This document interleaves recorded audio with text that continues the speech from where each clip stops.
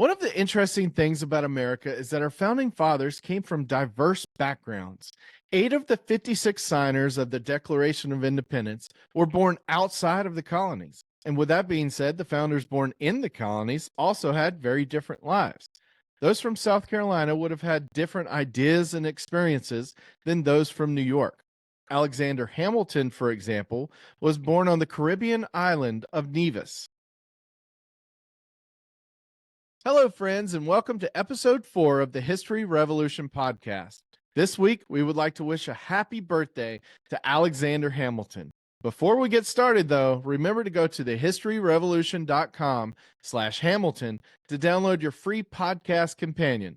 Now let's learn about Alexander Hamilton. Alexander Hamilton was born on January 11th, but what year? That is up to debate. He was born in Nevis, which is in the British West Indies. In 1765, his father, James Hamilton, abandoned his family. His mother, Rachel, opened a shop to support them, and Alexander went to work as a clerk for successful merchants from New York. In 1768, Alexander's mother, Rachel, passed away. This is where the discrepancy in the year of his birth comes into play.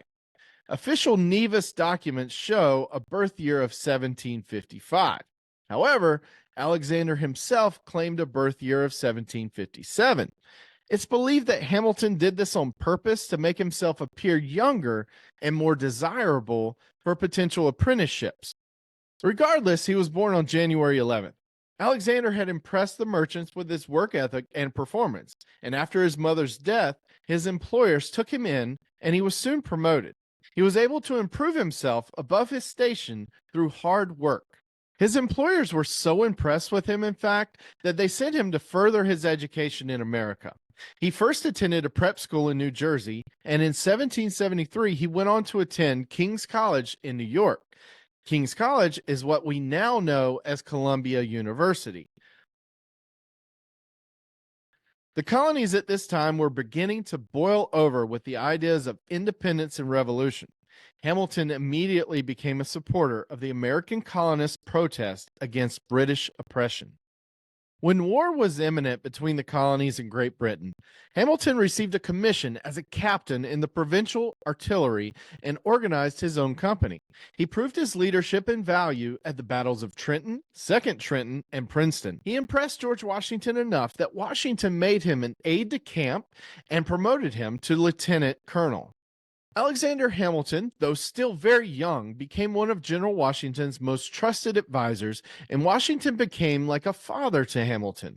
Hamilton would serve on Washington's staff for 4 years, but eventually he became frustrated by the lack of action.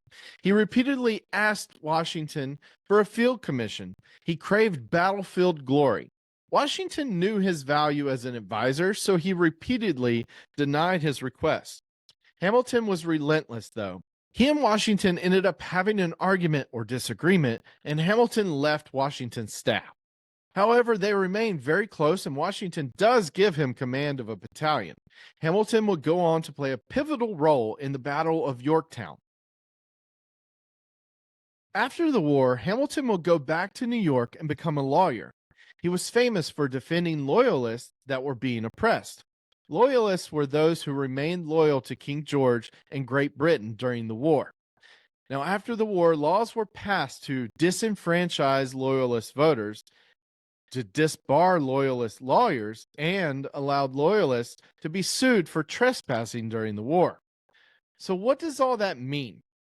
Disenfranchising means that laws were passed specifically to make it illegal or harder for a certain group of people to vote, in this case, the Loyalists.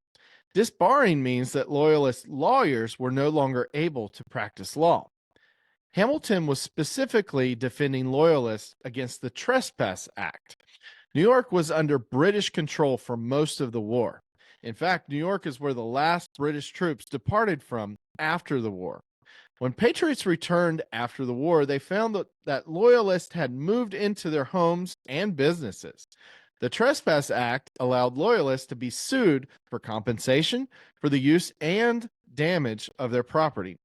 Hamilton's defense of loyalists being sued under the Trespass Act helped establish due process in America, led to the trespass being repealed, and led to other laws directed at loyalists being repealed as well. Alexander Hamilton's years of service on Washington's staff showed and frustrated him about the inefficiencies and ineptitude of the American government. During the war, the colonies were very loosely joined together. The Continental Congress had very little power when it came to financing the war.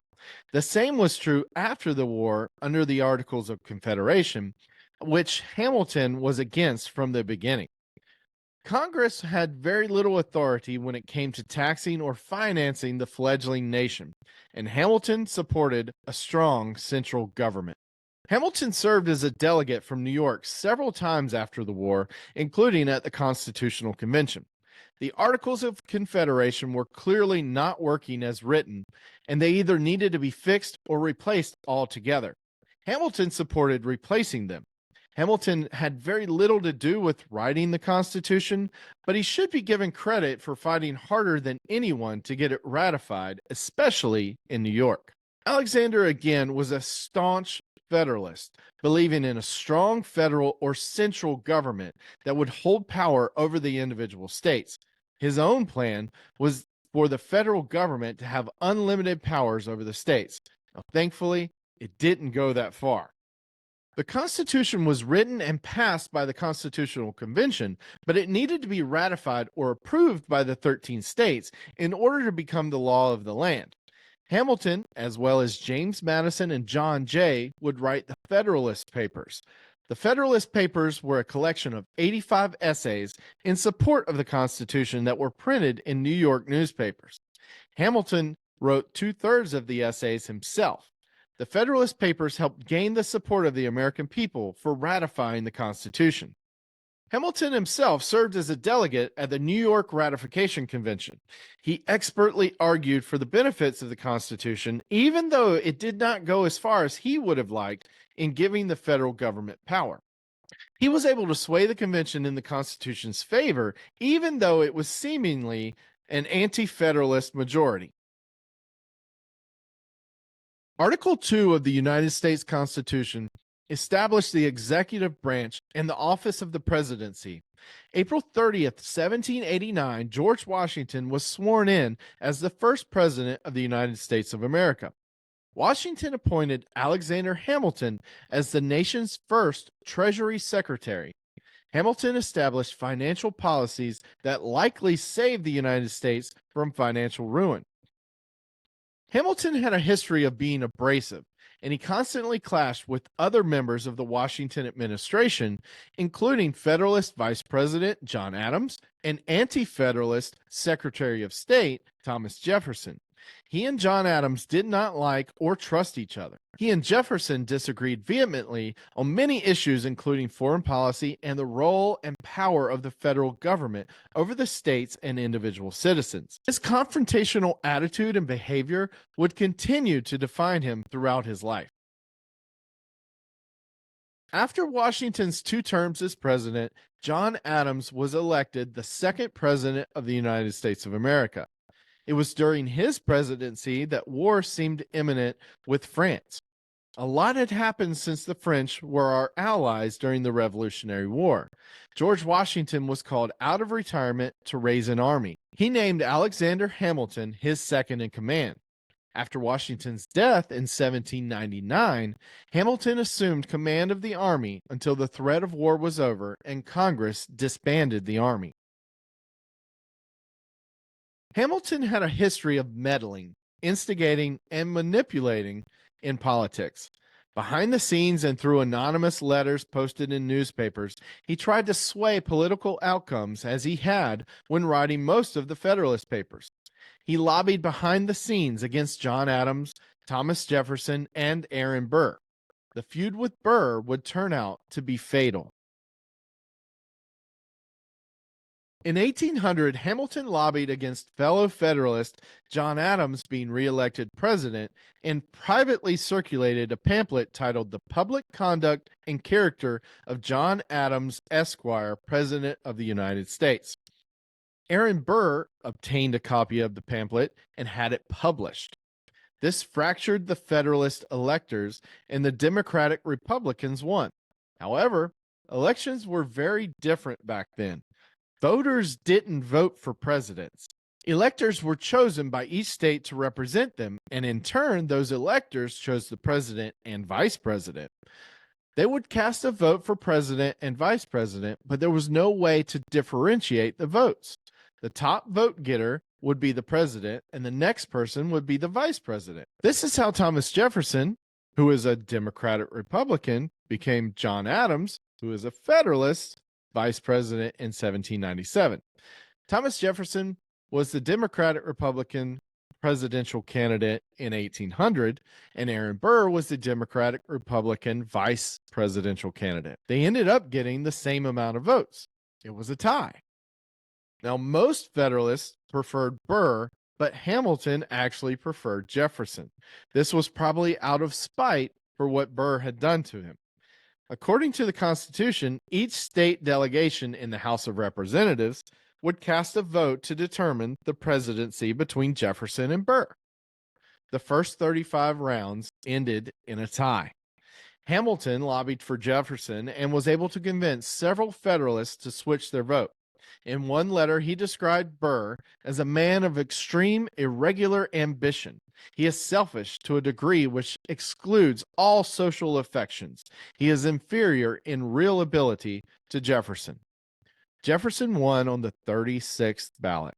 The controversies of the 1796 and 1800 elections led to the ratification of the 12th Amendment.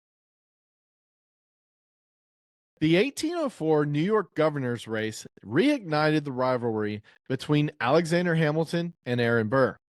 Vice President Aaron Burr decided to run for governor.